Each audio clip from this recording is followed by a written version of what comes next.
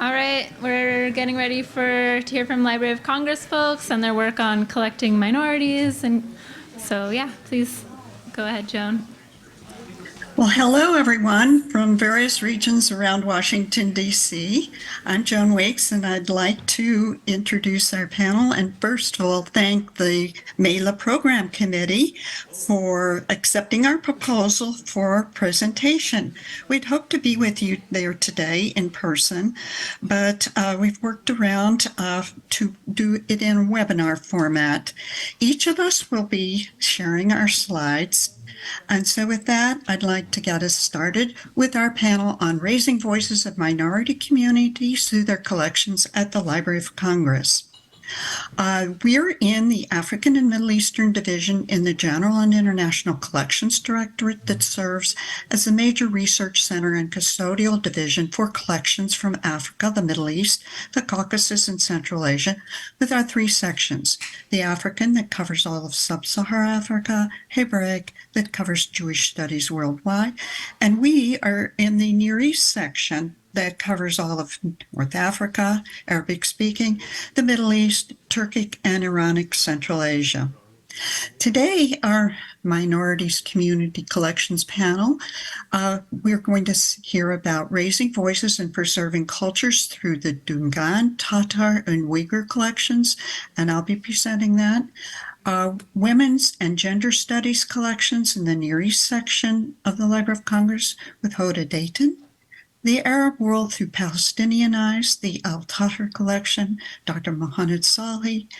Armenian Communities Publishing in Armenia and Turkey, Dr. Khatchig Mouradian, and Pamari and Ossetian East Iranic Languages and Yazdi and Yaza Communities in the Kurdish region by Hirad Dinavari.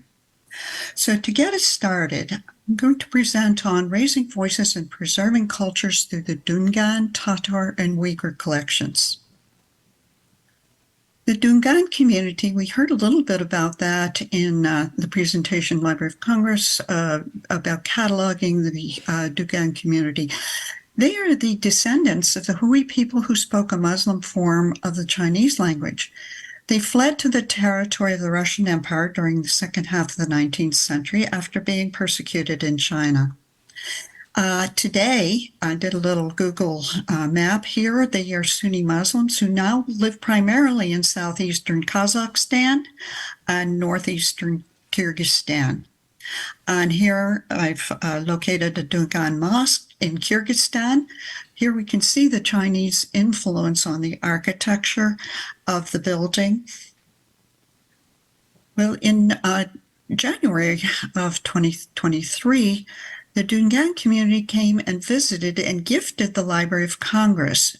They were participating in the George Washington University cohort conference on Dungans in Central Asia.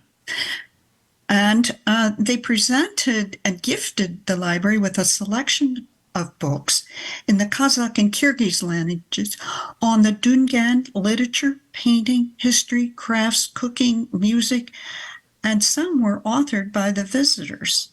And this is really critically important to them about how they were preserving their cultural heritage. And to have these books published on all aspects of their culture was critically important. And through these, including this exhibition at GW, they raise awareness and preserve their own unique cultural heritage. These gift books filled an important gap in the Central Asian collections about this community. I want to show how you can search for these collections in the hope that you'll invite researchers to come in and use them for their scholarly research, or look at them and possibly borrow some of the books on interlibrary loan through your libraries. So here I've just simply done a keyword search, and you can use this little mechanism in the expert search. Keyword 650, which is the subject, cataloging Dungan, and this will provide you with 46 titles. And here we see one. And again, this particular one, thanks to the ABA division that Hong presented, has been cataloged and now is stored off-site. I want to move on to the Tatars. They originated from the nomadic tribes living in northeastern Mongolia in the 5th century. And unlike the Mughals, however, these people spoke a Turkic language and became part of the armies of the Mughal Genghis Khan in the early 13th century. As the Mongols invaded Russia, they settled in a region around the Volga River. The Tatars converted to Sunni Islam in the 14th century and came under the Ottoman Empire until Catherine the Great took the region under the Russian Empire. So today, the Tatars live mainly in the Russian Federation Republic of Tatarstan. And here we've got Moscow, what distance to the Republic of Tatarstan, and then down in the lower right is Kazakhstan. And the mosque is in Kazan and shows the distinctive Russian architecture. But I've got a very special story about preserving the Tatar cultural heritage, the work of Ingi Bauman.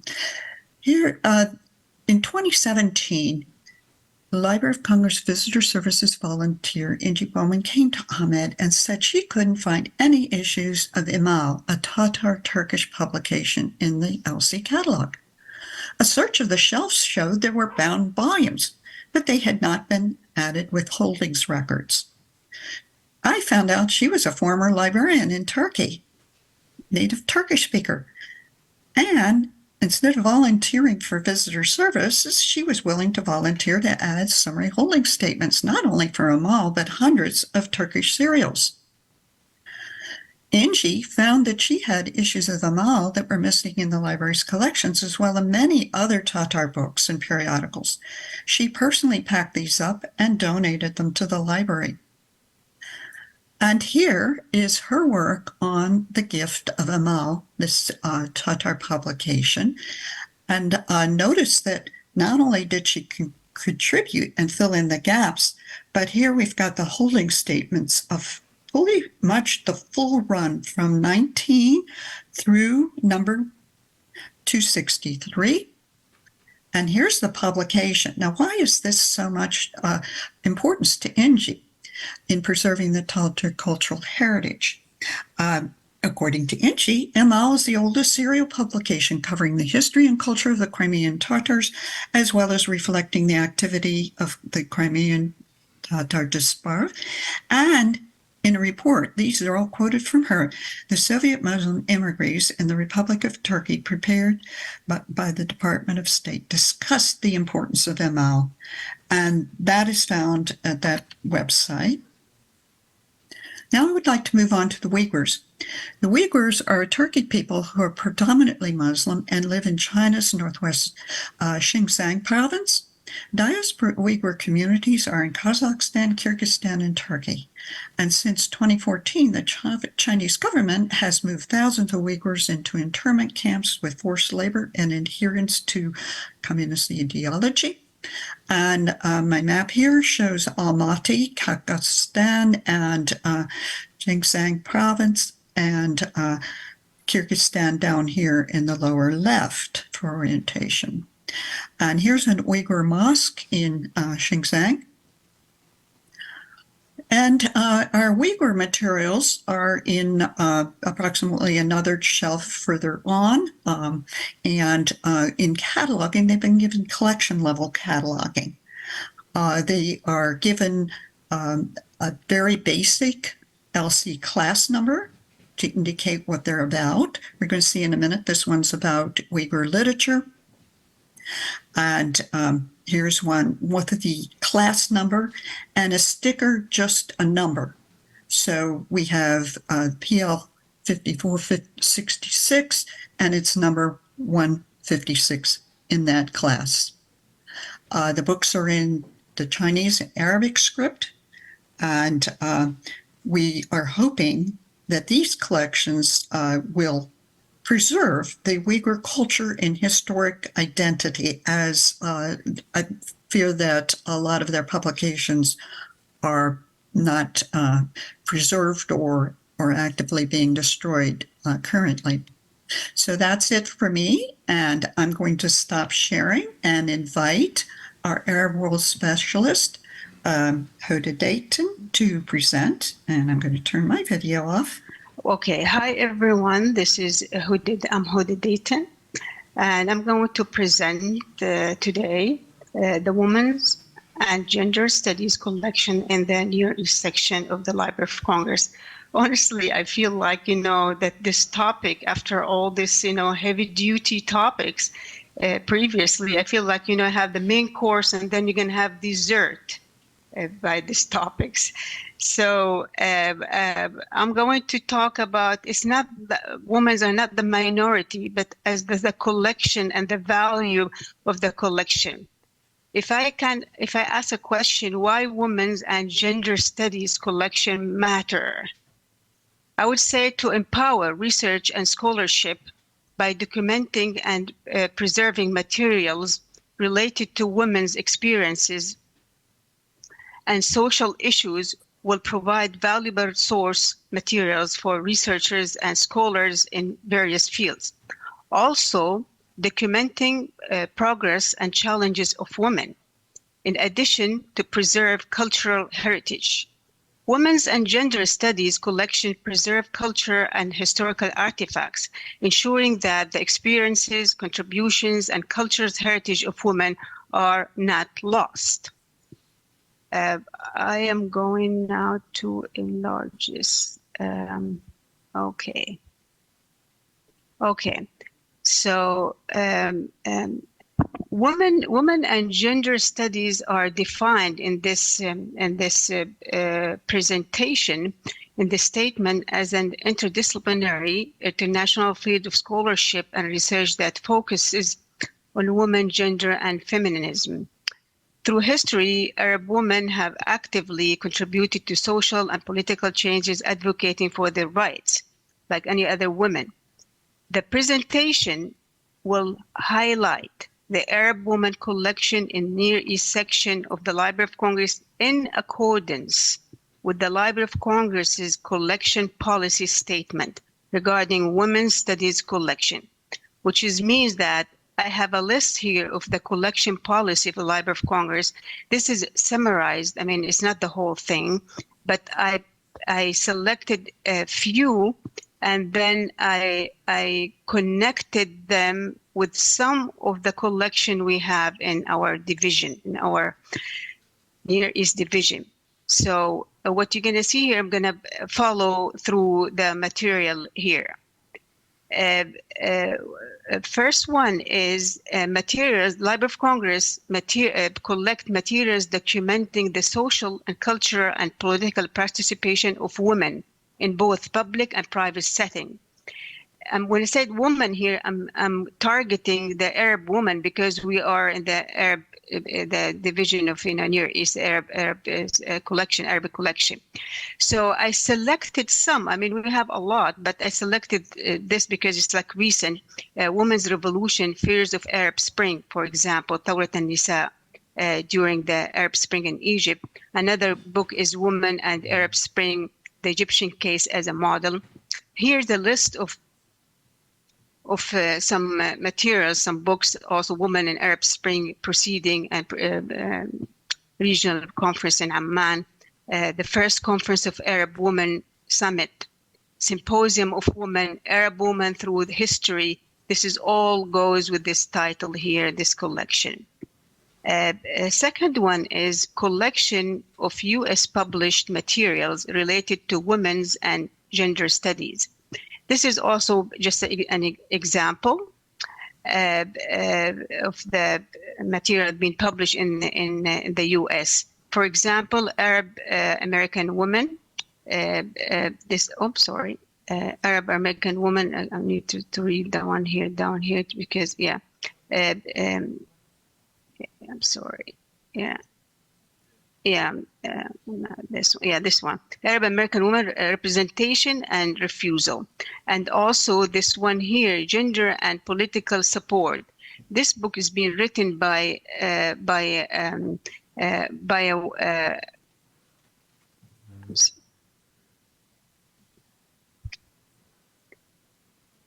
lost my mouse. Okay.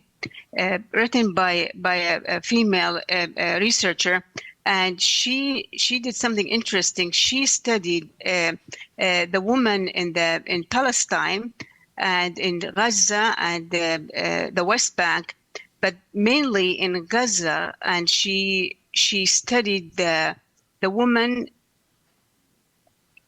opinion towards Hamas, and she found out that the women in Gaza mostly supporting Hamas more than the men, and the men mostly supporting Fatah, which is, I thought, very interesting.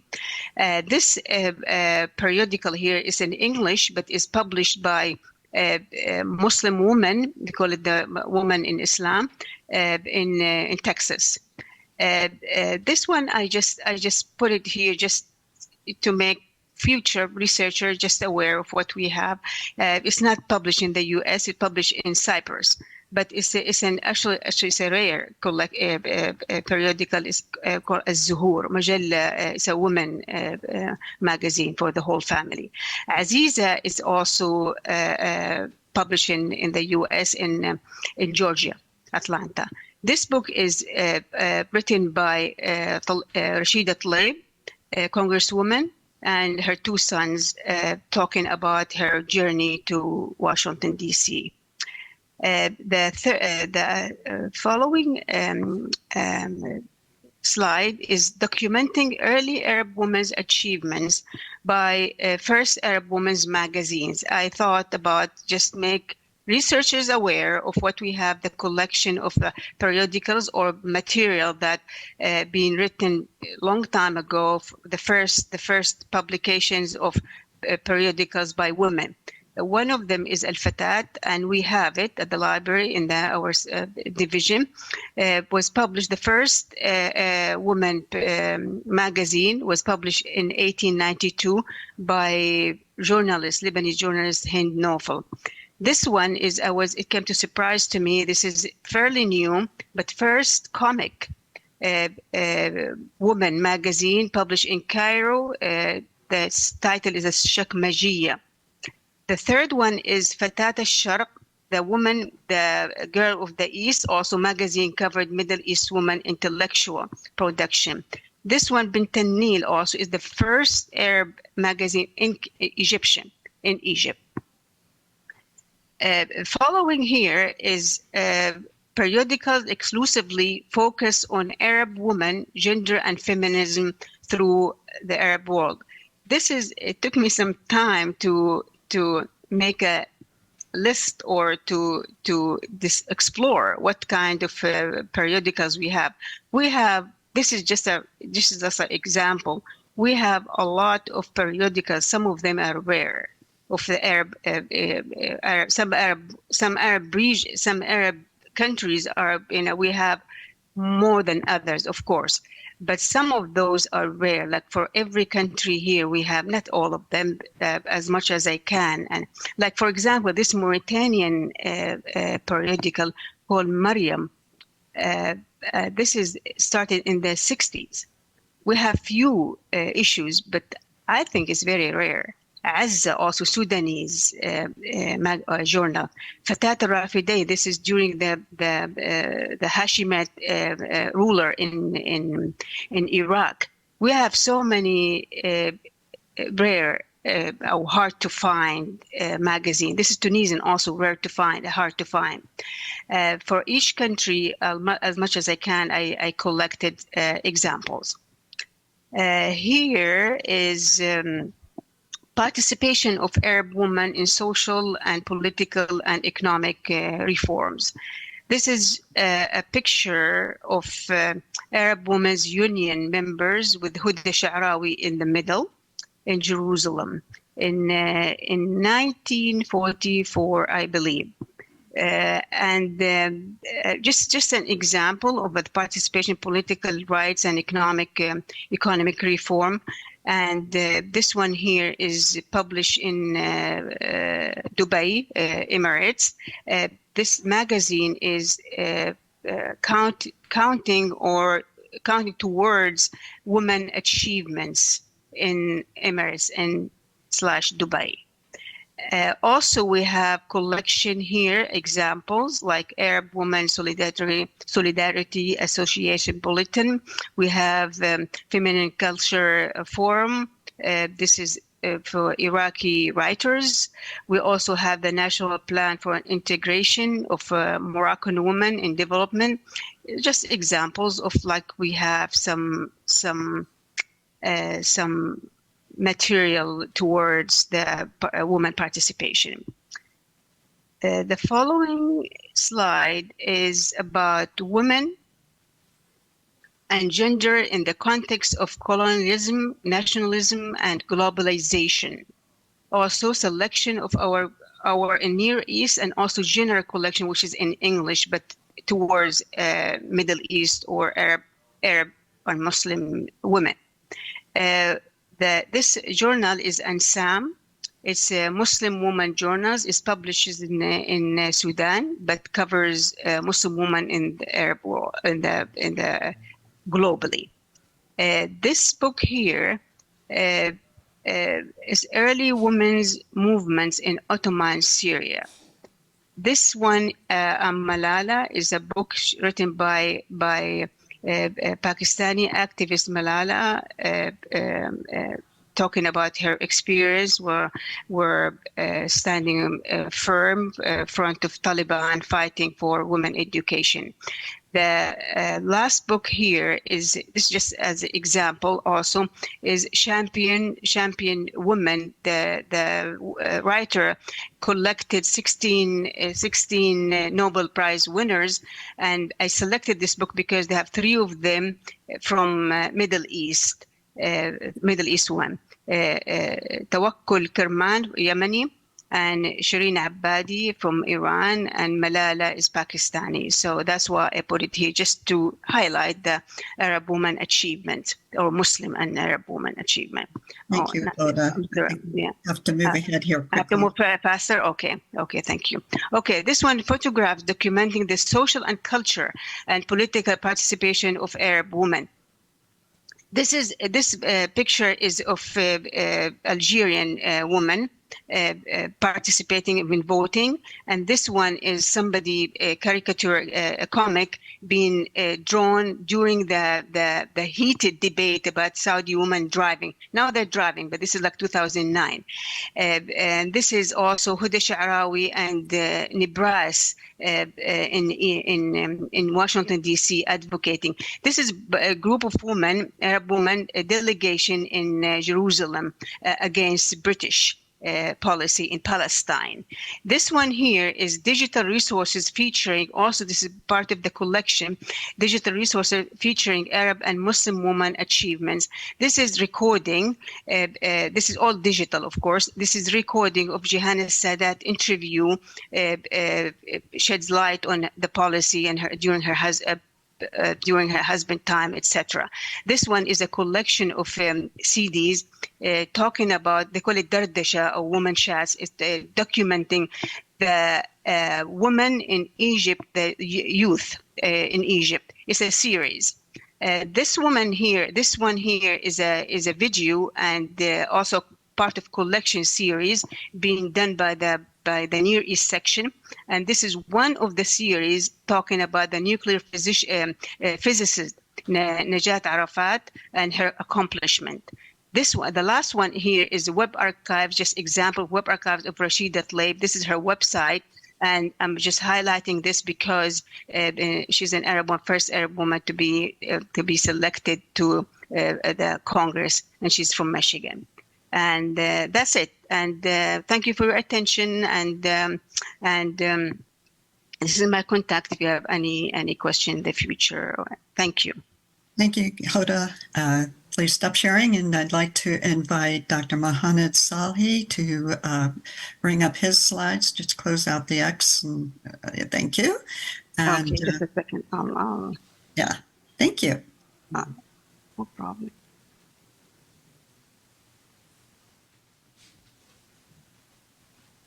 Good afternoon, everybody. I'm Muhammad Salhi. I guess I've met most of you, so, but this is what I look like just in case. I have to say, I have to echo Joan's sentiments that we wish we could have been with you in person in Montreal. Always wanted to visit Montreal, but there is a silver lining to this. Won't have to see so many bored, tired faces at the end of the day.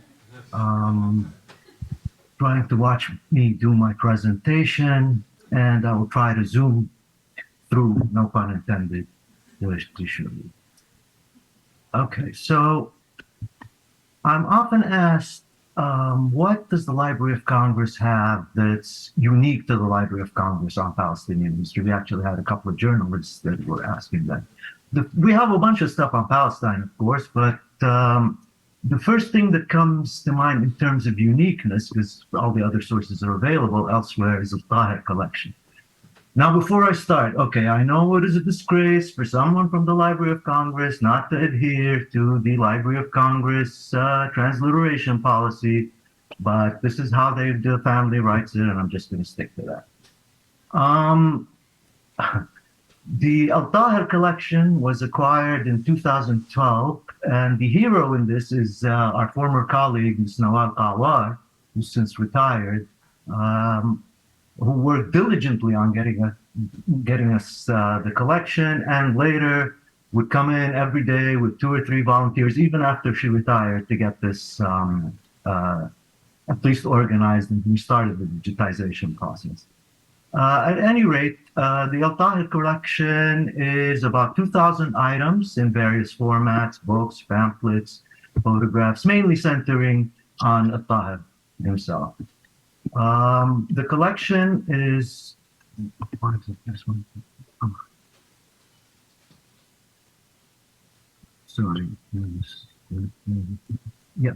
The collection itself, these are examples of the books and pamphlets. Most of it is in Arabic. But there are some things in English. Now, the question that begs itself is, who is this Al-Tahir, and why is this collection indeed important? Tahir was born in Palestine in 1892, the turn of the 20th century. And in 1912, he decides he wants bigger and better things in his life, and moves to Egypt through Jaffa via Bursaid. And in Egypt, he ends up in Shubra. I don't know if Marlis Saleh is there in the audience. Marlis knows Shubra. What do they say? الداخل مفقود والخارج مولود. But Al-Tahir discovered, to complement his income, he starts this olive oil business where he imports olive oil from Palestine and sells it in Egypt. And his store soon becoming, this is the beginnings of Arab nationalism rather, the effervescence of Arab nationalism. So his store becomes this meeting place for Arab nationalisms from Egypt and other parts. I mean, a lot of Arab nationalisms moved to Egypt, Arab nationalists rather, because they had a more liberal policy, good old days, I suppose. But Al-Tahir has these wonderful writing skills, and he writes about the Greater Syria question, attacks Sykes-Picot, and for his talents, he is imprisoned by the Egyptians in Giza and then in Alexandria. In 1924, Al-Tahir obtains a license and begins publishing his weekly newspaper, Shura. And Shura doesn't just focus on Cairo or the Arab world. Indeed, it focuses on the Mashriq, the Maghrib, and other nations, as you can see, India, Indonesia, Sudan. And apparently he's the only journalist at this time which covers the independence of North African countries, Tunisia, Morocco, and so forth. His son, Muhammad Hassan al-Tahir, describes it as a newspaper dealing with Arab issues in oppressed countries. This is a picture of a tea party held in honor of the Shura magazine. Okay. Al-Tahir becomes widely popular, and he is dubbed by Makram Abeid, the leader of the Waqf party, as Egypt's ambassador to the Arab world. Again, he's rewarded in 1931 by revoking his license, but Mahmoud Azmi Basha transfers his own license for his newspapers free of charge to Al-Tahir. A bunch of newspapers apparently did that for him, and he continues to publish. his voice, as Abed puts it, that his voice defending the Arab rights is not silence. This is correspondence.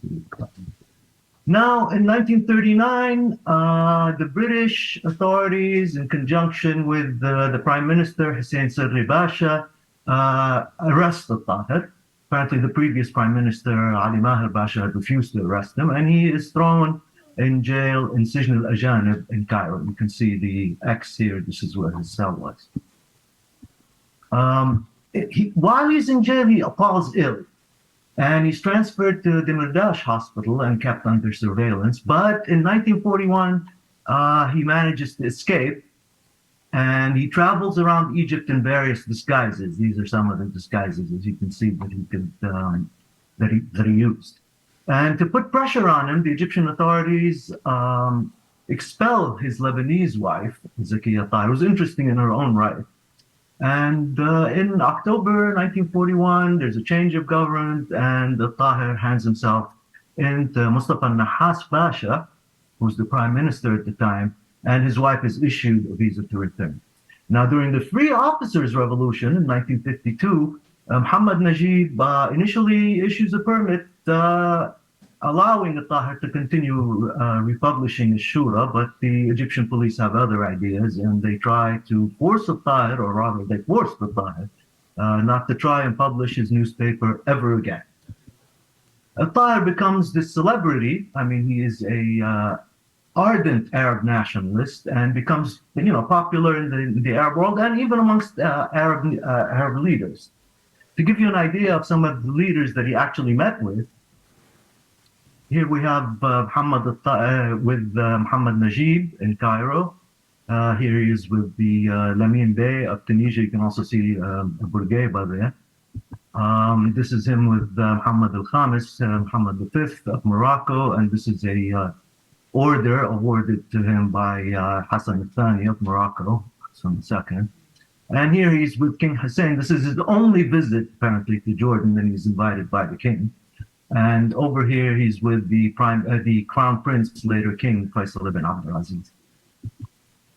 So Tahir, after a visit, he's invited by Shawkat Shqair, to Syria to commemorate the Syrian independence in 1955. And after that, he decides he's not going to stay in Egypt any longer and settles with his family in Lebanon. He continues, apparently, his activities until he dies in August of 1974.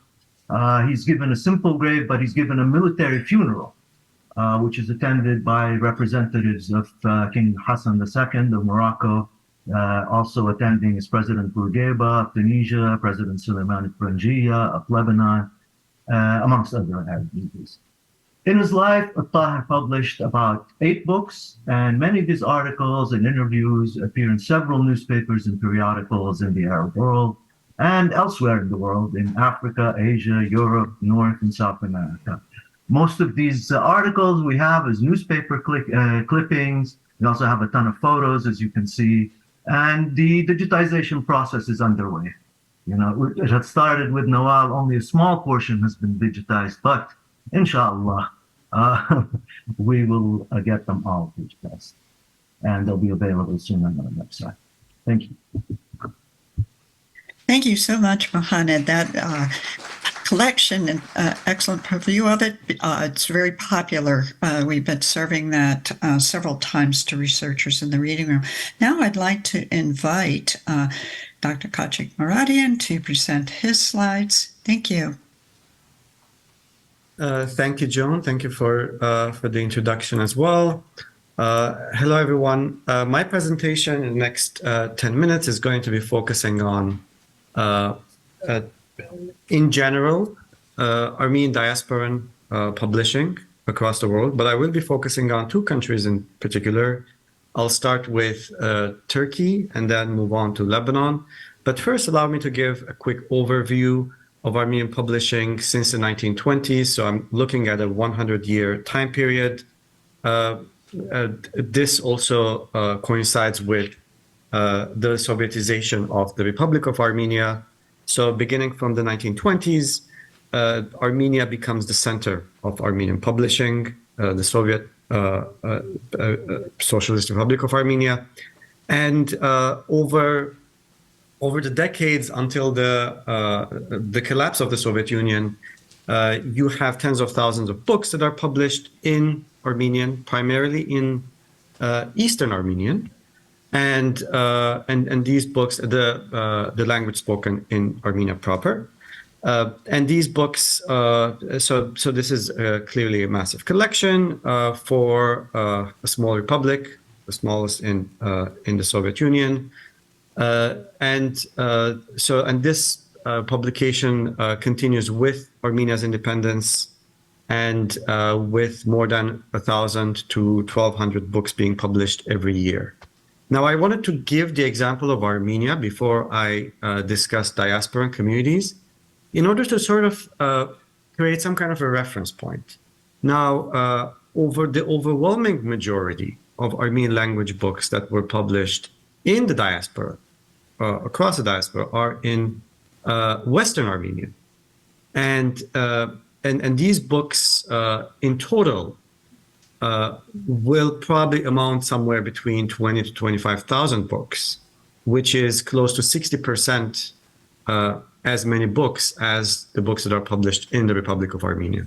So even though we're talking about small communities around the world, we are talking about a very vibrant cultural life, a very vibrant printing tradition, and of that does not stay in one place over those 100 years. Initially, of course, in the Ottoman Empire, Istanbul in particular was a critical center, an important center of Armenian printing, but also other cities in the empire. Afterwards, beginning in the 1920s, this will shift again in diaspora, and several communities will rise to prominence. Lebanon, Beirut comes to mind. Cairo, for a long period of time, becomes an important center of publishing Western Armenian literature, poetry, and other works, as well as other Middle Eastern communities. Iran is another example. And just to give you a sense, so to start with, here I'm perhaps Lebanon is a better place to start, because I'd like to add another dimension to the Turkey part. Lebanon is a good example. This is a tiny country we're talking about, with a community that pre-Civil War was around 200,000 Armenians, Lebanese Armenians, and post-Civil War significantly less. Today, probably the number is around 80,000 people. But several volumes, particularly one that sort of was compiled based on the collections, Armenian language book collections published in Lebanon at several institutions and universities, and their catalogs, essentially puts the number of books that were published in Lebanon at around 6,300 that are actually cataloged, and according to one of the most exhaustive collections. Now, the real number is probably a little bit higher than that, and this covers the period, I would say, from the earliest book that was published in Lebanon in Armenian was probably in the late 1900s. But again, the bulk of these publications come in the period after the 1930s. This is a tremendous collection that doesn't also account for many textbooks. That collection is not complete, and it really is quite representative of Western Armenian, publishing in general. So these are some images you see of several of these books. Most of these books are available at the Library of Congress, are part of our collection. Some of these are recent publications. Some of them, the children's books in particular, have been around for some time.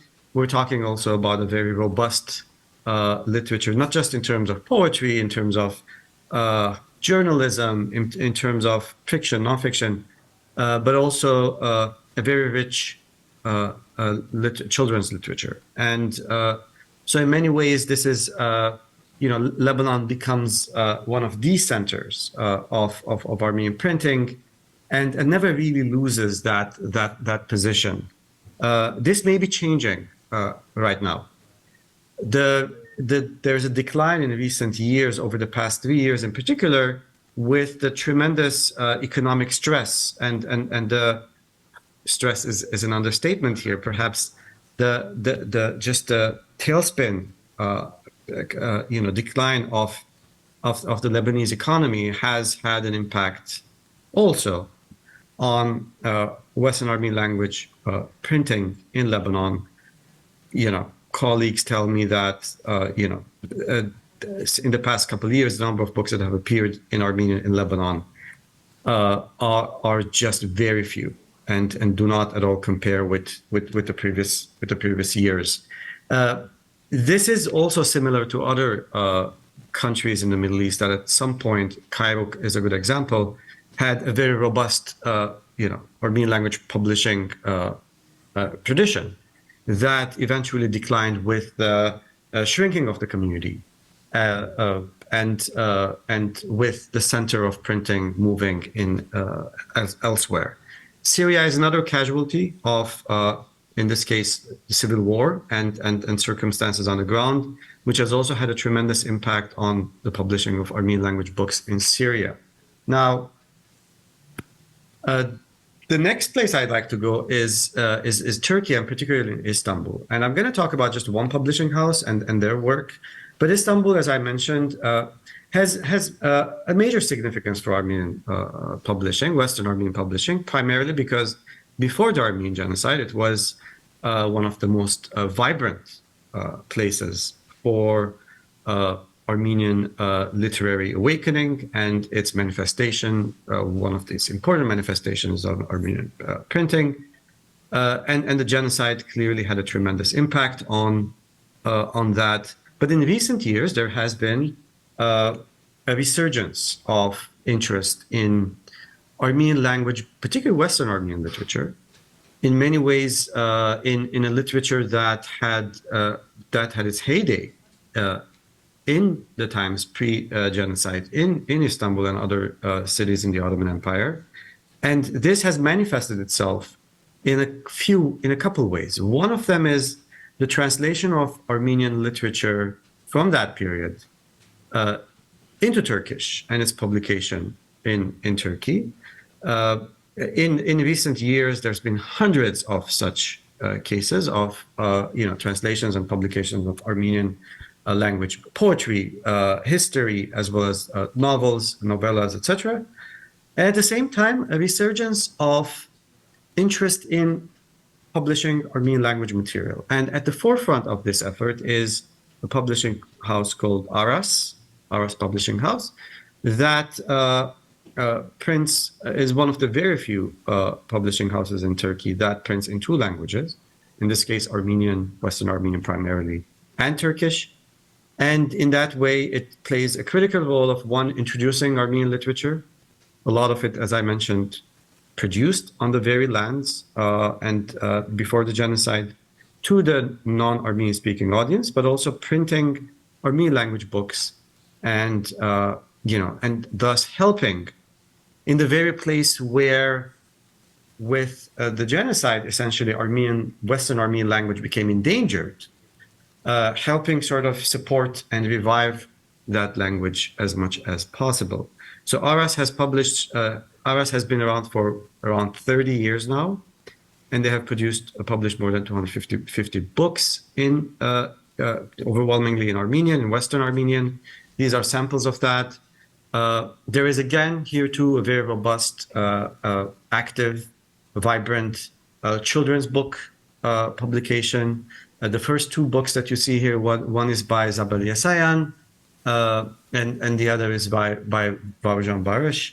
I wanted, to give a general sense of the scope of these works. They span decades, and they've been an important component of this revival. Now, before I conclude, I'd like to say something about. I did say a few words about the decline of printing, temporary or otherwise, in some communities in the Middle East. On the other hand, in certain other communities, there has been an increased interest in publishing in the Armenian language. One such case is California, which has a sizable Armenian population, and there too, only recently, just a few months ago, a new Western Armenian language publishing house was established. So in many ways, with the challenges facing communities in the Middle East, particularly in countries that are facing political conflict, political instability, and economic challenges, some of the centers of publishing are sort of moving in other directions, and California has emerged, is slowly emerging as another place where more and more books, I suspect, have been published and are going to be appearing in Western Armenian. Much of this is also a product of a research, and I'm wrapping up with this, is a product of a resurgence. We need to wrap up so that Hirad can publish. Final sentence. This is to the resurgence of the Armenian language and interest in the Armenian language in the United States. And I will conclude with that. Thank you so much. Thank you, Khatchig. And now I'd like to have Hirad Dinavari present his slides. Okay, great. Folks, it's good to be here. I'm sorry I'm not in video because I want the quality to be better. There's a lot of background noise here. Long and short, consider this part 2 of what we did last year. Today I'm going to be focusing on lesser known Iranian languages. If you remember, last year we focused really on the larger ones, and I put a little chart from last year here in the corner. The bigger ones, of course, are Persian, something around 90,000 books, I would say, if you round out all the arrearage, and Tajik books around 4,000, and Kurdish books. Zaza is what I will be focusing on, Pashto and Balochi. But really what I'm focusing on today are the lesser known Iranian languages on the two extremes. The Pamir or the East Iranian languages that are really spoken in Tajikistan, Chinese and Pakistani border region, and their sister closely related language, Ossetian. Ossetian is actually spoken in the Caucasus, northern Georgia, southern Russia. And then I'm going to flip to the Western Iranian languages in the Kurdish region and focus on two communities, minority communities, the Zaza or Zazaki speakers, and the Yazidi Kurds, which we've all heard about through conflict. First, though, just to give you some context, I'm taking you back to a very old map. This is map around 2,000 years BC, and this is when the first Iranian languages had broken off of the Indo-European branch from the Yamnaya migration that had come out of southern Russia and Ukraine. And I want to show you back then, the first Iranian-speaking dynasty were the Medes in the Iranian plateau. But we had Scythians in the steppe to the north, Sarmatians, and the Saka were an offshoot of the Scythians in Central Asia. What's crucial is to understand that Iran was not a vacuum. It already had been home to the Elamite culture that sort of lived side by side Mesopotamia, to, I'm going to bring my mouse here, to the center here, we had the Jiroft civilization. And up here in the Central Asian entrance in Turkmenistan, we had the Bimak or Bactria-Magriana civilization. Why am I mentioning them? Because they all had languages. They had writing systems. Their writing system and languages have not been clearly deciphered. However, around 17,000 BC, 1,700 BC, these Iranian peoples, migrants, move into the Iranian plateau.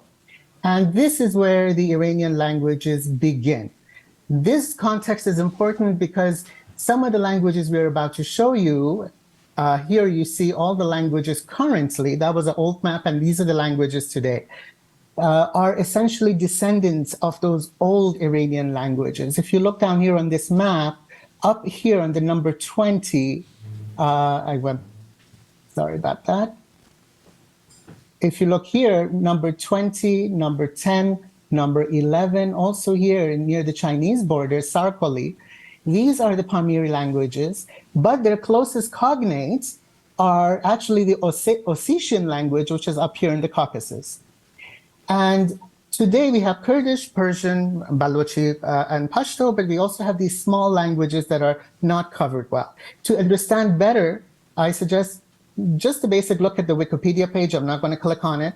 But Wikipedia gives you a very good background on how these languages developed. And then also, if you want to hear how these languages sound, there is this wonderful channel on YouTube called I Love Languages, which I put a link to here. And I'm going to showcase some of their material, at least images of it, as we go down. The next slide is the breakdown of these languages. If you look, Iranian languages are today broken into two big families, Western and Eastern.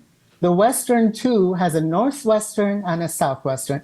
So the Northwestern is where all the Caspian languages, Kurdish, Gilaki, all the various dialects of Kurdish are in this cluster, number 7, 8, 9. And Zazaki and Kurmanji are here. Number 12 is where Zazaki is put under Kirdli, and Kurmanji is number 7 on this list. Then Persian is actually a southwestern Iranian language. On the eastern side, you have all of these Pamiri languages, which I'll be focusing on. Take a look. All of these are small, small languages that have survived in the Pamir Mountains. And the Pamir is often referred to as the roof of the world. It's the highest point in what is now Tajikistan region. And these languages often don't have more than a few hundred speakers left. The biggest language from the from the eastern branch today is Pashto. Pashto has the largest community of speakers in Pakistan and Afghanistan, but you have all these Pamiri languages, and there is Ossetian. Ossetian is part of this eastern branch. So keep that in mind. And here is a map for you of where all these languages, the Pamiri languages, are located in Central Asia, not far from what Joan showed you earlier with the Turkic peoples. These regions that at one point had Iranian-speaking peoples have more or less been completely filled in with Turco-Mongol populations from the 11th, 12th centuries onward. So the Pamiri languages are spoken in the Badakhshan province, northwest of Afghanistan, and the Gorno-Badakhshan autonomous region of Tajikistan. Pamiri languages are spoken in the Xinjiang province of China. Some dialects like Sarikoli are even spoken on the beyond the range, the Sarikoli range in China, making it the most eastern Iranian language. And then we have Wakhi. Wakhi is another related language that is from this Pamiri grouping. And it's spoken mainly in the Pakistan-Afghan border in Chitral, in Khyber Pakhtunkhwa, in Kojal, Gilgit, Baltistan of Pakistan. And there are also the Pashto speakers that I mentioned that are also speakers of the East Iranian language. Keep that in mind. What I really wanted to focus on is to show you how the Library of Congress essentially processes this. We don't have that many books on Pamir languages, frankly, because it's so obscure, there isn't much written material, and it's small, small communities in the mountains. But look at all the names of dialects. Under Pamir languages, you have all of these like Munji and Roshan. Yeah. I think we just have a couple more minutes. Yeah.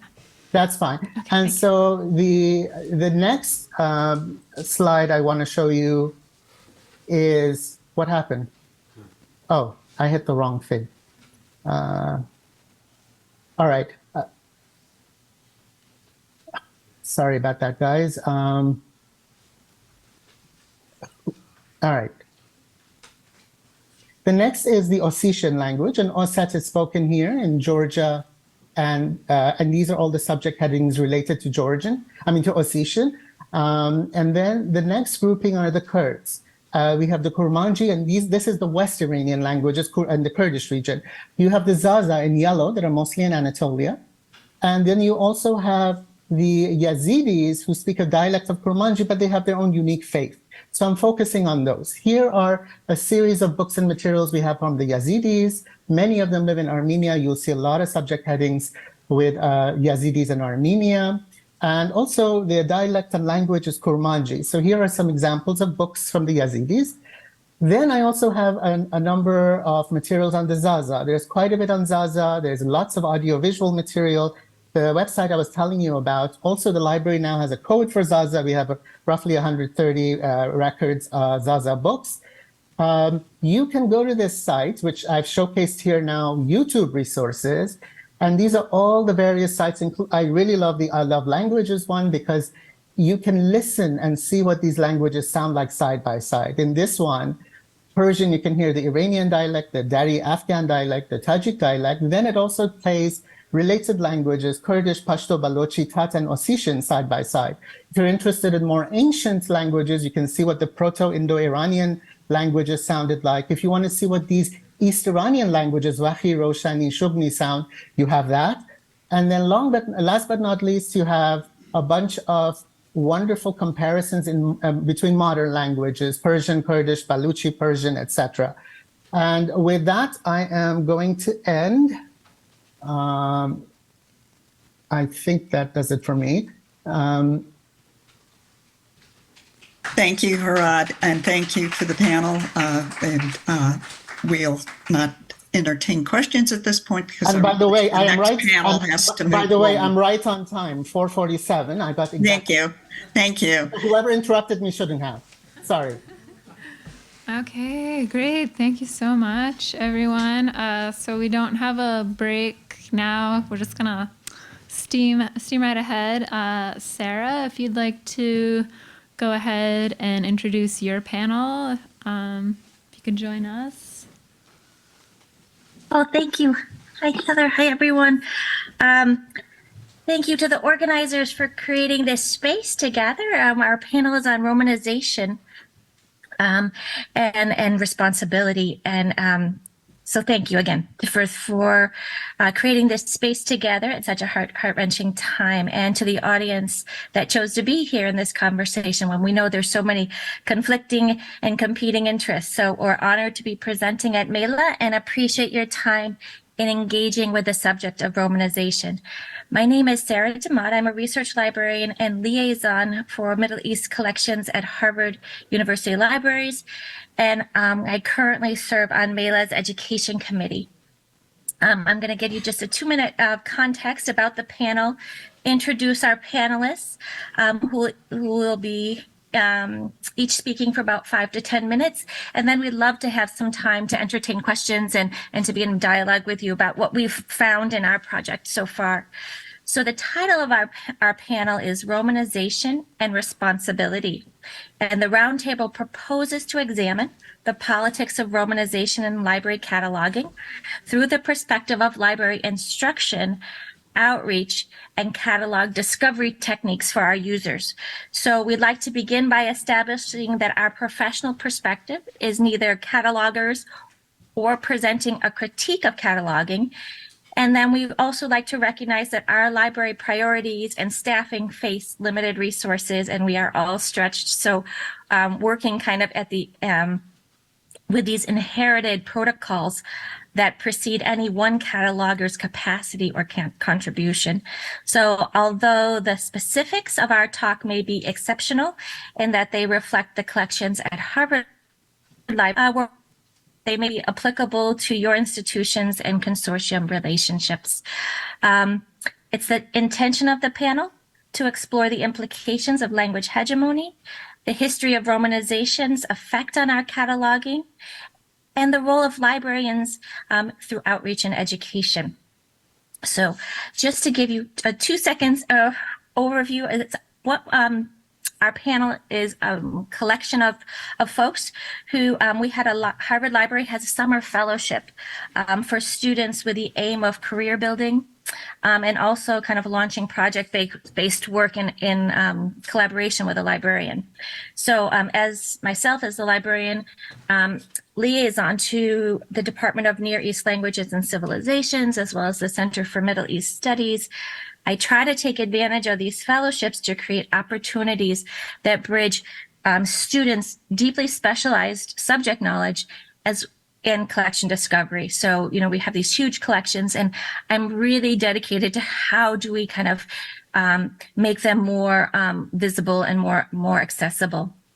So this past summer, our fellowship was focused on the theme of Romanization, and we were able to accept 3 applicants. So over 15 weeks, we built a weekly curriculum, and we met with various stakeholders across the library, as well as MELA members, and to learn more about the various ways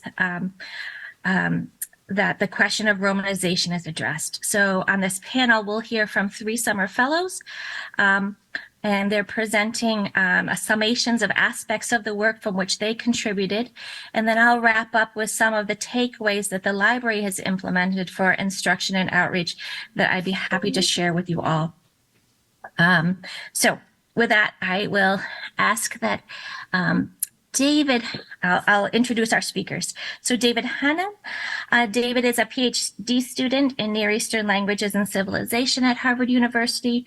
He is currently studying the Hebrew Bible and has joined the project with extensive language skills in Hittite, Sumerian, Ugaritic, Akkadian, Hebrew, Aramaic, Greek, Syriac, Middle Egyptian, and German. So it gives us a really deep insight into how languages function, the concept of transliteration and Romanization is part of what he contributed to us in just our kind of daily thinking.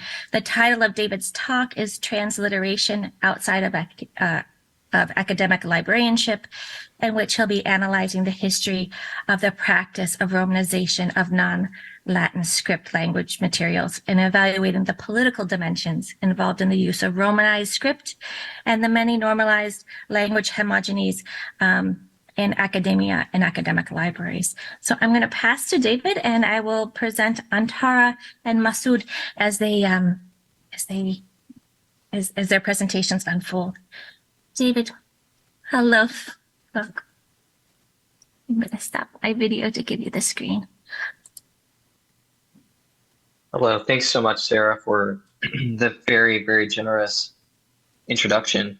Yeah, as she already said, today I want to just speak briefly about the history of Romanization and really just give a 5-minute overview of some of the implications I think that this might have for librarianship in accordance with the theme for today. And so I'm drawing primarily from an article from 2019 by Ulrich Stark called Letters, Beautiful and Harmful, Print, Education, and the Issue of Script in Colonial North India. And so in reality, this is just a brief case study. It's not a comprehensive history of Romanization by any means everywhere. And there are other colonial contexts in which Romanization played a key role in the colonial encounter. So with that being said, I will just share a little bit from the article and offer some reflections. But first, perhaps it would be useful as well to speak about our project and how we actually arrived at the theme for this discussion. So as Sarah mentioned, I work with a number of ancient languages that were written in a variety of scripts, including cuneiform scripts and hieroglyphic scripts, as well as alphabetic scripts. And one of the things that, of course, we discuss extensively in the context of ancient Near Eastern studies is the various degrees of literacy that would have existed in the ancient world, but also the different identities that were represented by these scripts, especially once we get to the second half of the first millennium BCE. There's an increase in sort of a script awareness, and we start seeing more multilingual texts start to appear, and thus the importance of script for indexing or marking identity becomes even clearer. And so as we were conducting our project on Romanization, trying to address some of the practical needs of Harvard libraries when it comes to Romanization in our catalogs, it became clear to me that the same issues relating to identity construction and projection that come through script usage that are operative in my study of the ancient Near East were also very important to consider in the context of modern scripts and librarianship. And with this, we wanted to sort of, offer reflections on the colonial history of Romanization. So Stark, in his article, quoting Javid Majid, argues that the system of Roman transliteration reflected wider ideologies of British rule and its Orientalist projects in colonial India, even more so than the English language. During this time, the Roman script became a symbol of modernity itself to some, and colonial arguments for a unified writing system were couched in the language of civilizational progress and national improvement. So-called Oriental characters were associated with pre-colonial darkness and dismissed as defective and barbarous. Now, these are, of course, horribly Orientalizing ideas, but quoting these scholars and their the colonial texts that they are using helps us to see that Romanization was not a neutral choice in the context of 19th century India. Rather, it came from unfortunately, very, very biased, very ethnocentric, very Anglo-centric understanding of Indian scripts, and as a part of the broader colonial effort to essentially convert or, in some cases directly to convert through missionary efforts or to culturally convert through colonization efforts, Romanization served as a way of, in the view of colonizers, of transitioning various indigenous populations of India into what they considered to be a higher form of civilization or a more modern form of civilization. So Romanization was instrumental in actually negating indigenous identities by taking a script that, frankly, the colonizers simply were too lazy to take the time to understand, and felt that they didn't have time to learn, and forcing that upon the colonized in the context of India. Now, it's also interesting to look at that Ulrich discusses in his article is the relationship between Romanization, colonization, and so-called print capitalism. So to Ulrich and other scholars who specialize in this area, which I do not, it's clear as well that the expediency of producing very Orientalist texts of whether it be poetry from Urdu or Hindi or another vernacular language of India at the time. The goal was to be able to print those sources and use them as quickly as possible, and obviously sometimes bring them back in Romanized form to Britain as a part of the broader Orientalist colonial project. And so, once again, despite the obvious real limitations involved in creating the technology to print non-Roman scripts, at that point it would have been possible to still take the time, right, to develop the necessary technological means for developing ways of printing these scripts and representing them. But that was not the choice that was made. And I want to make sure that I'm respecting our time for the rest of our panel here.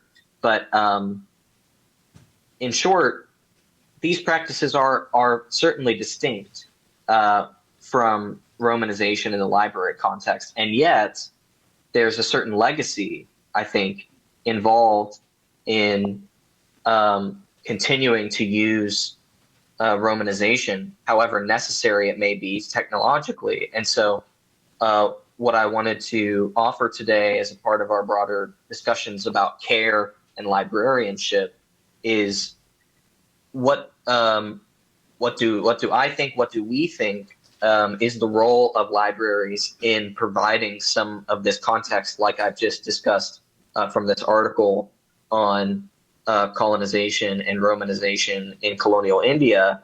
How can we better, if Romanization is going to continue to be a part of the cataloging process, which is also in itself a sort of discussion as to whether that should continue or vernacular scripts should be used. And I think they should, but there's obvious technological limitations that still remain for that. Harvard's own catalog system has so many texts from that were entered into the catalog before the ability to use vernacular scripts in Unicode existed. So as Sarah already mentioned, as a very important caveat, we don't want to overstep our bounds as those who aren't catalogers in saying, hey, Romanization should be eliminated immediately. At the same time, we want to open up the discussion about the responsibility of librarians and libraries in reflecting on this legacy so that we don't, in our institutions, communicate certain things about the hierarchy of certain scripts, suggesting even implicitly, as was explicitly suggested in the past, that one script is somehow more accessible or more modern or more important than others. And so with that, I'll just sort of pause and hand it back to Sarah and look forward to hearing your thoughts on the discussion. Thank you, David. Thank you. I'm just going to move quickly to Antara Bhattacharya. Antara is in the class of 2025. She's currently a junior at Harvard, concentrating in computer science, linguistics, and astrophysics. I think astrophysics still, right? Or no? Yeah. Okay. Thank you. She is a member of the Harvard's Women in Computer Science, so it will not surprise you that she speaks Python as well as Hindi and Mahathri. And Antara is also a student staff member at the Widener Library Circulation Desk. So she joins us with some very practical suggestions for assisting patrons looking for titles in non-Roman script. And in fact, we credit her contribution to broadening the project from a focus just on Arabic and Romanization in our Middle East collections to searching with the vernacular script more generally across the broader Harvard collections. So Antara will be sharing her presentation titled Technological Advances and Retroactive Additions, in which she suggests technological advances that would retroactively add vernacular script into catalogs, as well as more capacious search possibilities. Thank you, Antara. Okay, thank you so much for the introduction, Sarah, and I will share my screen in just a second because I have slides that I am trying to share. Okay, yeah, hopefully that worked and you can all hopefully see my screen. Perfect. Yes, thank you. Great, thank you. So as Sarah mentioned, I worked on this project with David, who just completed his presentation as part of the May Crane Fellowships project at Widener Library. And I initially, what we wanted to focus on was one, we were coming at it from a more, from David's perspective, which was more sort of understanding what Romanization and transliteration meant and how we should, and we were learning about them and interacting with them. But another really important aspect of the project that we were trying to understand was how all of these non-Roman script searches are stored in the library catalog and how they are accessed. So the Hollis the Hollis Catalog, which is Harvard's library catalog online interface, for every book that has been cataloged in a non-Roman script, for most books before certain dates, the book titles are not, the Hollis did not have the capability to support adding non-Roman scripts, so all of those books have been Romanized.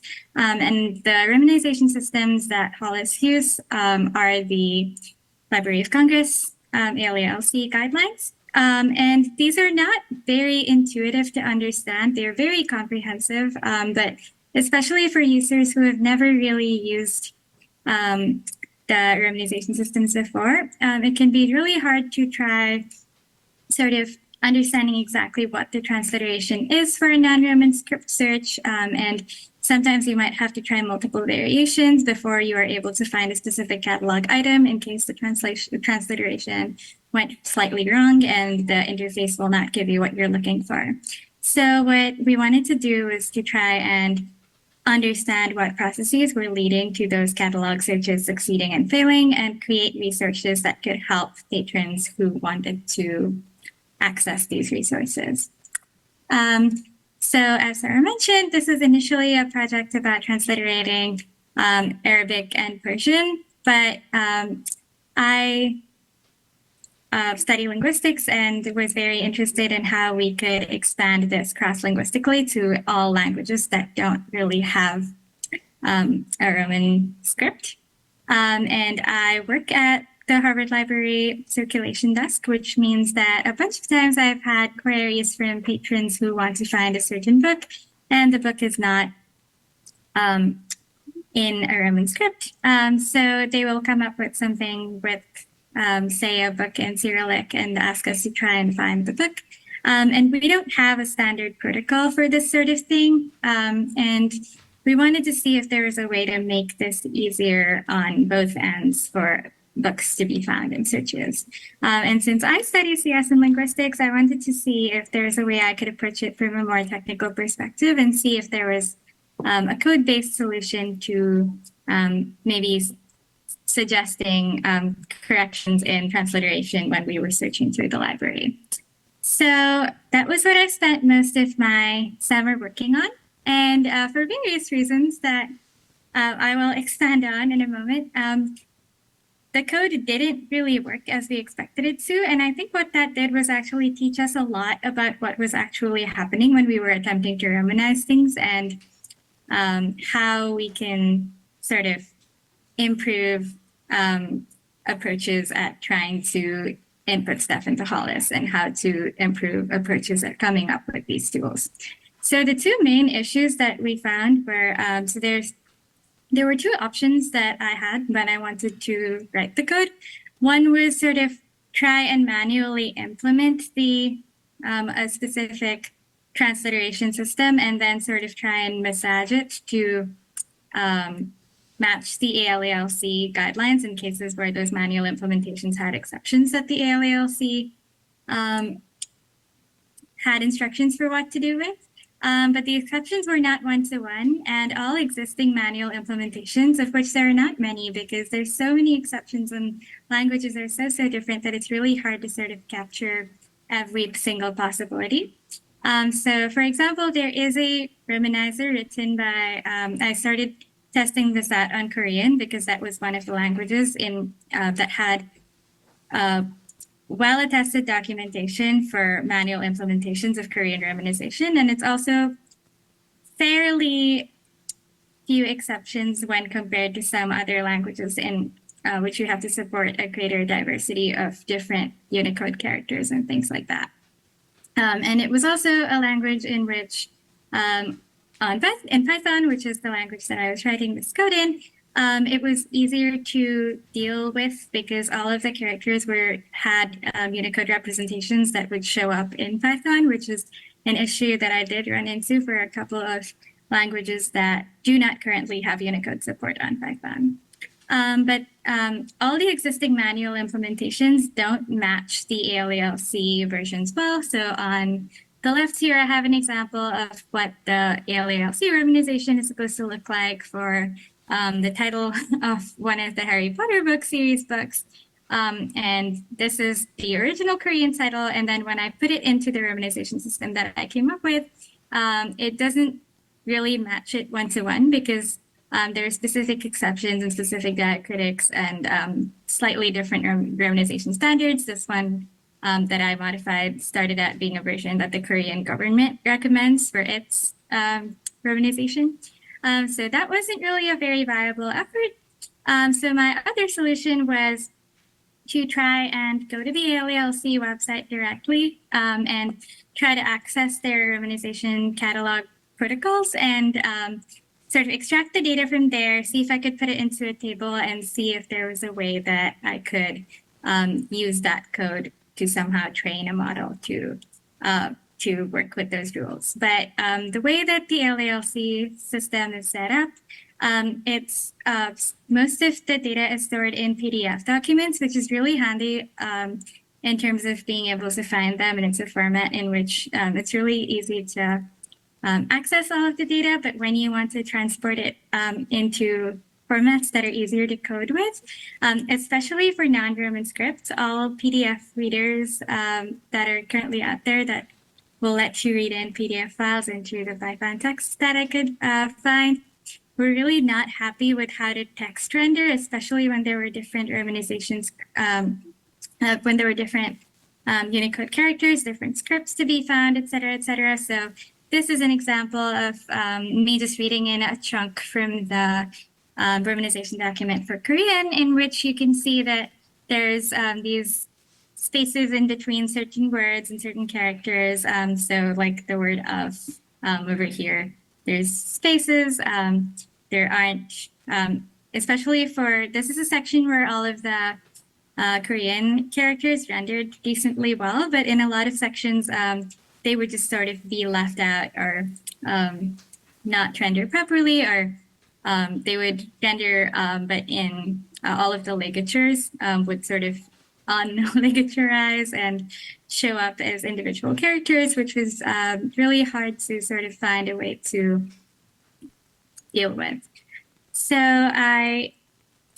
although the original idea that I had of trying to sort of create a transliteration model didn't end up working out, what we learned was that there are several reasons why this didn't work out and why this doesn't already exist, because it's actually a lot harder to implement than we initially conceptualized. And yeah, as I had mentioned earlier, we had all of these issues with characters that were also not supported by Python's Unicode implementation, which did end up being the case for some of the characters on some of the PDF files. They just sort of didn't render when I tried to read them in. So I wrote up a more extensive summary of my findings with some examples with code in a Jupyter notebook document that I put online that suggested ways of storing the data from the ALALC tables in easily readable formats to work with code, like converting to a comma-separated value file or something, which because of the reason that we were taking it from PDFs, it was a little harder to do because since the text was not rendering properly, it was really hard to put this document into a comma-separated value file without doing it manually, which would have taken too long for a 60-page document. And also suggesting that we add support for lesser-known languages in terms of documentation and Unicode support would be really important. And yeah, we also created a bookmark for physical users because we wanted them to have information about romanization and how to use these transliteration resources like the ALALC romanization guidelines if they didn't already know about them, especially for people like the people that I interact with at the circulation desk who do not have the knowledge of these specific tools that we use to transliterate. So we made a physical bookmark that was themed with, around different ways in which you could transliterate a particular book title. And we added some translation resources, and we updated portions of the library website as well to sort of direct people to these translation resources for Hollis searches. So that is where I will end my presentation and pass it over to Masoud, who will be talking about the next bit. So thank you so much.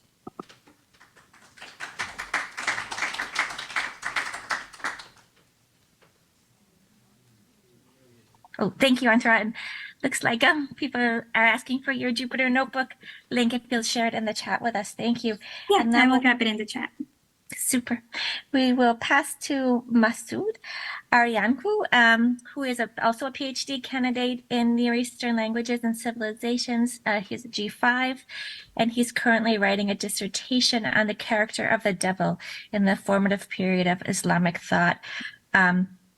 His research intersects Harvard's collections in Persian, Arabic, Turkish, and Kurdish materials, and he has played a huge role in our ongoing conversation regarding researching across the library collections. The larger project of questioning transliteration and romanization was kind of born out of a conversation with Masoud, in which we in turn, have collaboratively applied for Harvard's summer fellowship. So his presentation, Language Mediation, Looking for the Case Study of Persian Works Cataloged in Arabic Script, probes the reason why the practice of language mediation persists in cataloging by looking at the case study of Persian works cataloged in Arabic script in Harvard's catalog collection. And I thank Masoud for his involvement in this project, and it was really his inspiration that being, in a fifth year in his program, finally finding a way to how to crack our catalog so he could find the necessary materials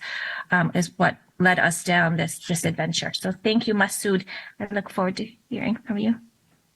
Thank you, Sidi.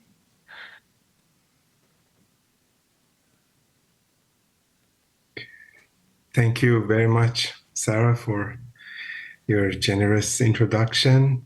And it's really great to be here. It's an honor to present at MELA.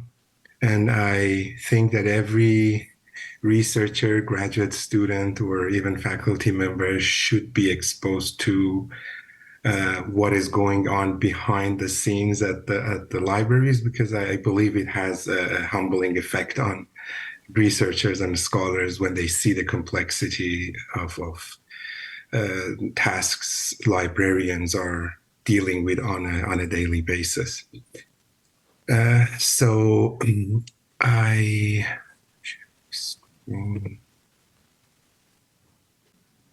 Okay, so as Sarah mentioned, this is part of an ongoing project that hopefully we can continue and develop in the near future. And I am really excited to hear your comments and feedback on it, so we can use them to develop this project further. So, like all students who started their graduate, even college studies in these fields related to the Swana region, the everlasting cycle of futile search by the student, the researcher, to find an item, reaching out to the librarians, and then we would be happy until next search comes up. And we go through the same cycle over and over, and that adds to the workload of the librarians, because they need to, on a daily basis, they need to deal with these questions from various fields and disciplines. So since I started working at Harvard Library government document sections a few years back, I started seeing competing transliteration systems that affect the accessibility of sources at different levels. And then gradually I became aware of how politics of knowledge production and citation played into these issues of accessibility and transliteration hierarchy. And then through my own research, I became more and more aware of the fact that this is really something that that covers something way beyond the scope of strictly librarianship.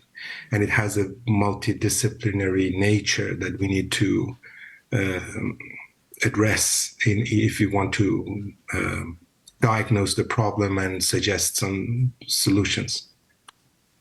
So one of the case studies that we are currently working on is to look at one particular figure, Abul Qasim Ferdowsi, who was one of the greatest classical Persian poets and the author of the Shahnameh, known as the national epic of Persia, contested by many.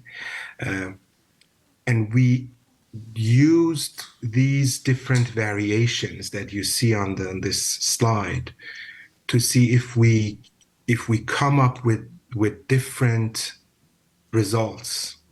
And we looked at number of results, the order of records, and the transliteration consistency, even within the records.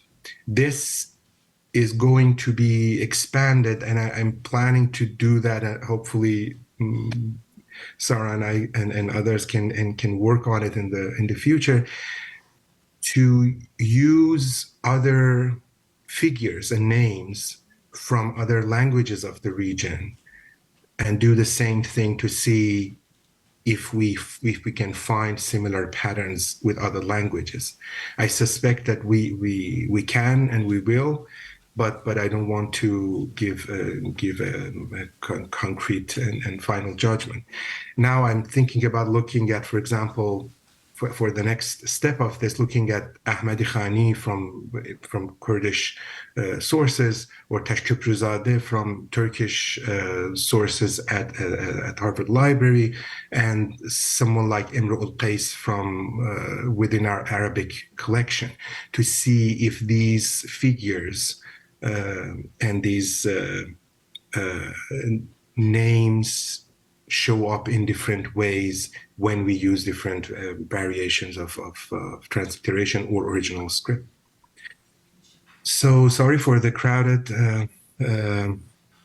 slide. I just wanted to share briefly some of the outcomes of these searches. So first, I tried Ferdowsi with Firdausi,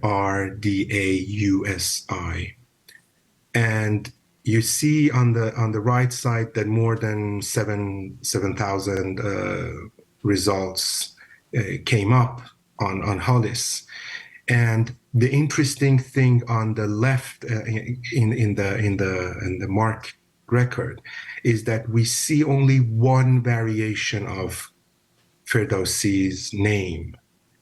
And it is interesting to see that what I searched is not necessarily among these at the first glance, but you can find it in other parts of the MARC record. Even in one case, I found it in an explanation about something else that the cataloger used the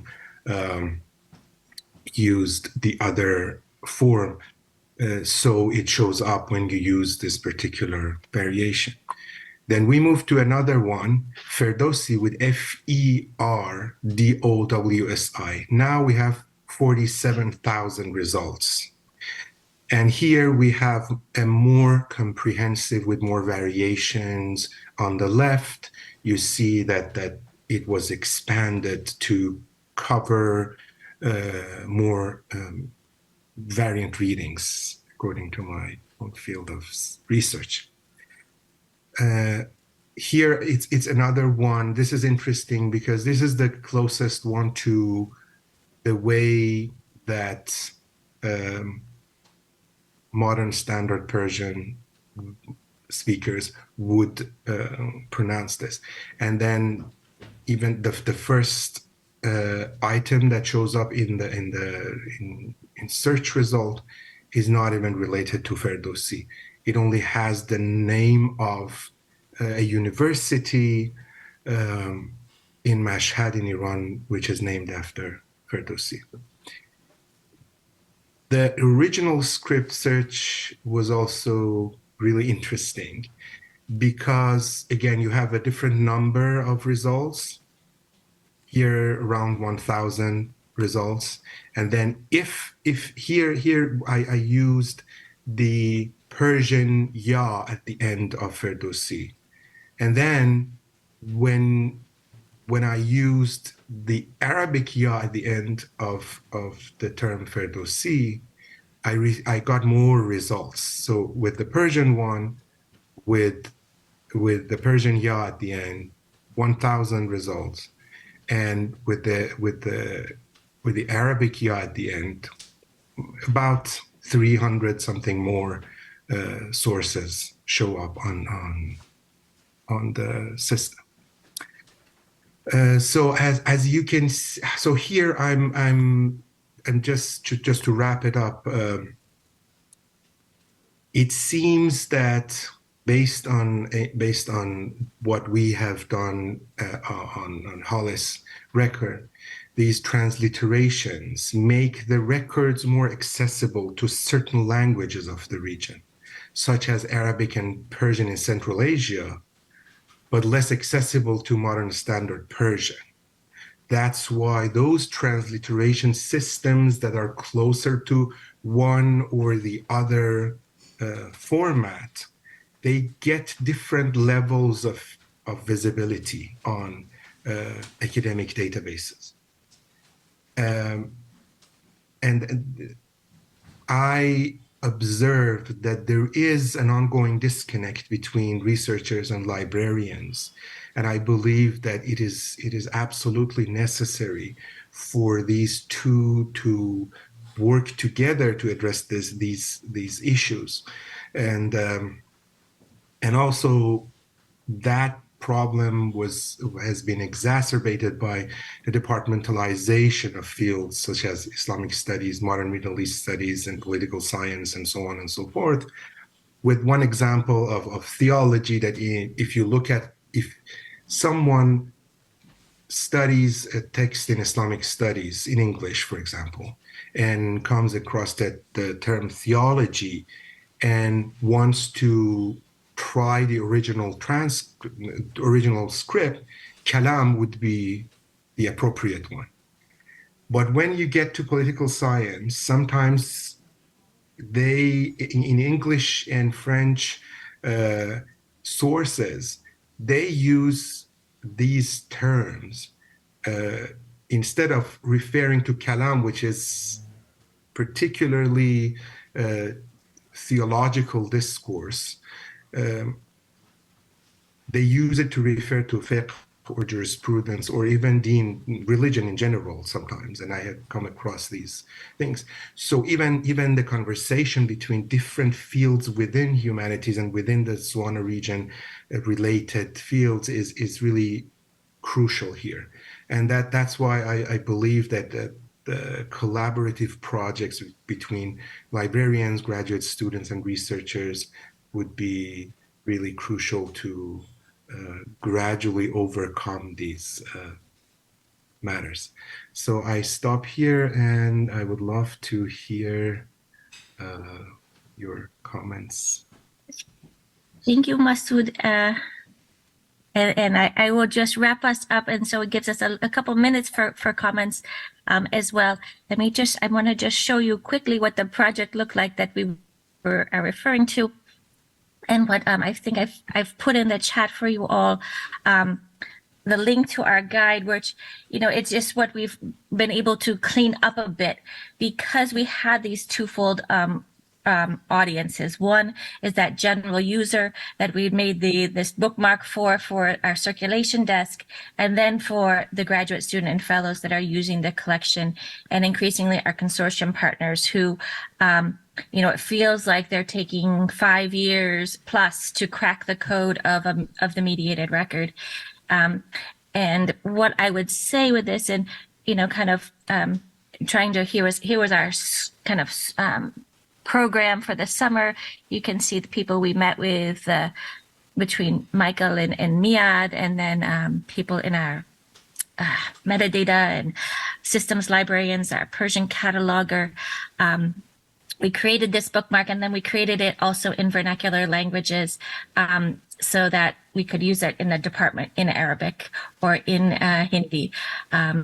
And trying to kind of use it for the desk, and then our guide here. And you can see the example of Ferdowsi that Masoud has referred to here in some of the ways that we kind of were able to uncover the big questions. And I think at the top, what is most relevant to me as an instructional tool is this idea that you need to search multiple times. And it's not because you're not searching right, but it's just fundamentally necessary. If you're going to search the catalog as a research tool, as a bibliography, as kind of not just one single title, but if you want to do some comprehensive work in the catalog and pull out that extensive bibliography that Michael Hopper has so diligently built for us, to be able to, you need to search both in script, vernacular script, and Romanization due to some of these patterns that we're starting to pull out. And I just want to put them out there for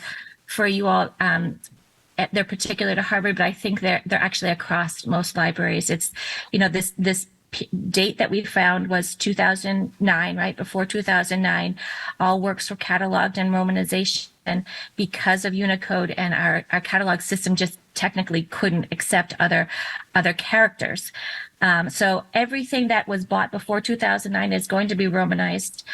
Some works do have some vernacular script bought before 2009, but that signals to the researcher that you really need to search both and, right? We also know that things after 2009 are both sometimes Romanized, sometimes in vernacular, and currently the trend seems to be more and more that it's only in vernacular script. I know our Yangqin library, which is our East Asian library, is only using vernacular. I mean, they have a little more discerning opinion that if you wouldn't search a book in a language that you can't read, so they wouldn't search. So the idea is that putting it in Romanization is only going to help a cataloger or a shelver or who is uncomfortable in script. So those are kind of some of the conversations we're starting to have in Harvard. There's been no revisions to records. The demand is just so strong just to keep up with the backlog. It's so intense that we don't have the capacity right now to go back and make revisions. And I think that some of Antara's work of thinking about, can AI help us, make some more systematic changes? Where can we put some code in here? And finding out that it's actually a lot more difficult than we had anticipated. Over time, obviously, we all know that the LOC table has changed and there's been revisions there. So sometimes even using a strict definition of Romanization has its faults. And that we're trying to put out the message that it's not the same as academic transliteration, that some academic publishers, it's not a universal Romanization code, meaning other countries have various other systems, and that the ISBN numbers are not used uniformly across all regions, times, and with the same attention to a unique copyright identification. And that's, maybe obvious to us, but again, this idea that our graduate students and fellows and researchers can't find material, and that they might think that that is their own fault of not searching well. We also have, like I say, these beautiful collections, and I just am so frustrated when I think that that they can't get into those collections without an interpersonal relationship with me, right? So without building a relationship with me that they feel comfortable emailing me, calling me, knowing me, or ask a librarian or some other relational technique that is blocking them from finding knowledge. So that's something that we're really trying to campaign about how when that initial search is unsuccessful to search again, that this isn't, I don't want to gaslight them and have them think that they just don't know how to transliterate or that they are searching wrong. So trying to get that message out is some of the tricks. As Masoud said, sometimes languages have been mediated through other languages. Sometimes it's a question of a keyboard that people are using. Sometimes it's a question of the year in which the material has been processed. Finally, we have this issue that has come up, especially with our conversations with catalogers about vendors and how vendors are not always 100% compliant with the LOC code. So there's another place where the transliteration and the romanization is not 100% in code. And so another place where students and researchers and myself as a searcher can be misled. And then just in closing, I'll wrap this up. What I have been left thinking about is this ever more need for just transparency and discovery. And I was recently asked by our division of user experience if there's one thing I could wish for. And I think the message is clear. We need dedicated catalogers with specializations in languages. And I think what we're seeing in Harvard is that's becoming less and less of a priority. We have a fantastic cataloger in Persian, Matt Smith, and he is just a treasure to work with, and he's wonderful to be able to talk with, to reference him, to learn from him, and having that long-standing relationships are fundamental. And then kind of when anxiety creeps in and I get super nervous, I yearn for serendipity, and I yearn for this serendipity searching. So much is off-site, and I want to walk the stacks, and my fear is that students are giving up. They're not able to find the materials out there, that scholarship is narrowing because our sources are narrowing despite these grand collections. So going forward, I'm looking to keep working to outline searching techniques through this definition of patterns and effects of romanization with more clarity, and to make our collections more usable, relieve user anxieties, and put less pressure on the relationship with your librarian, and more, although I love working with our students, as you can see, but I think that the library needs to hold true to this concept of open access. And this is an area that, despite a lot of talk of open access, this is actually closing down our relationship, our ability to get into the collections. So that is my soapbox for this. But we would love to hear your thoughts about the presentation. If you have things to help us keep thinking this through, we look forward to trying to write something up for MELA notes and keep contributing. Yeah, we have time for a few questions. Thanks so much for these wonderful presentations, which, yeah. Oh, there's one in Q&A. Okay. Let's see.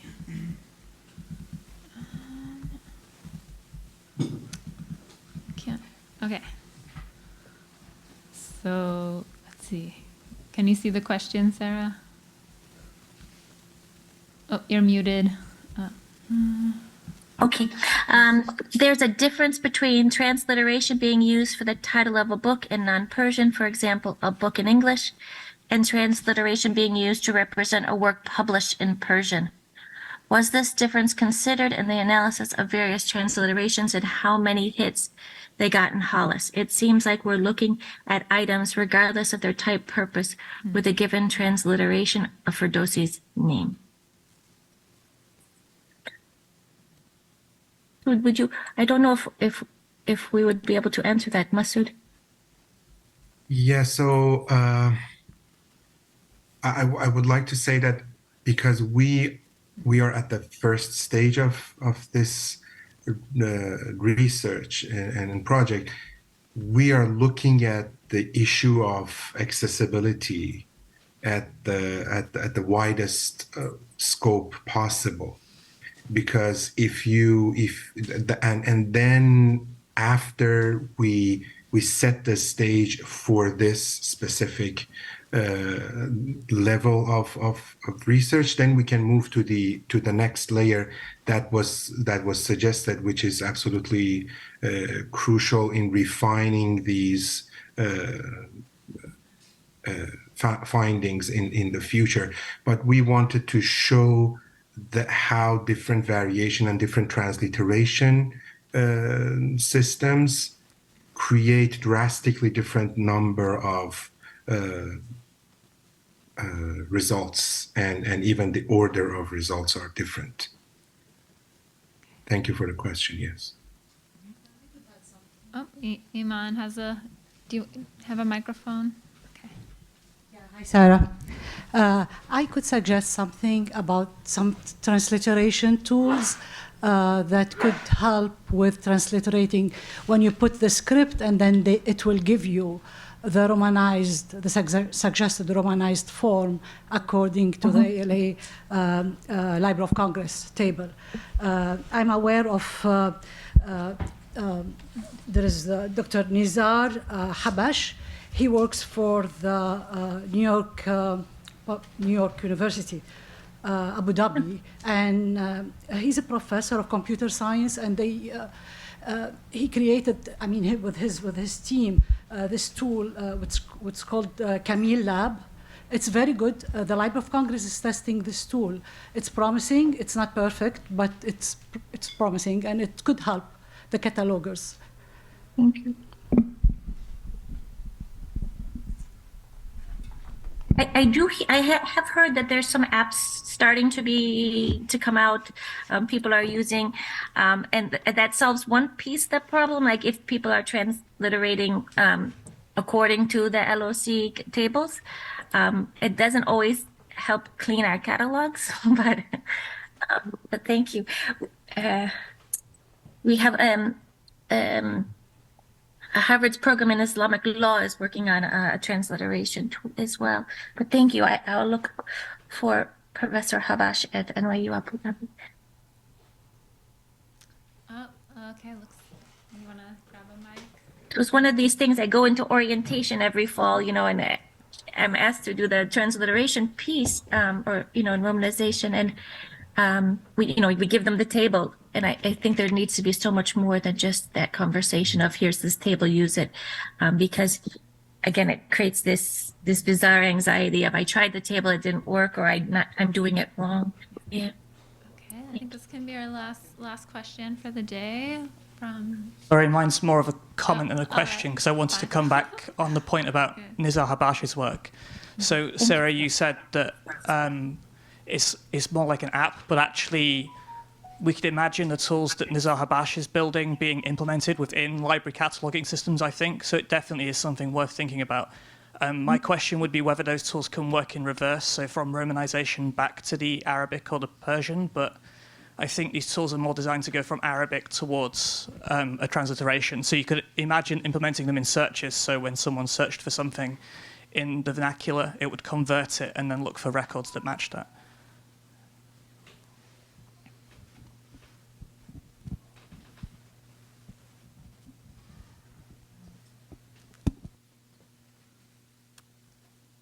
Thank you.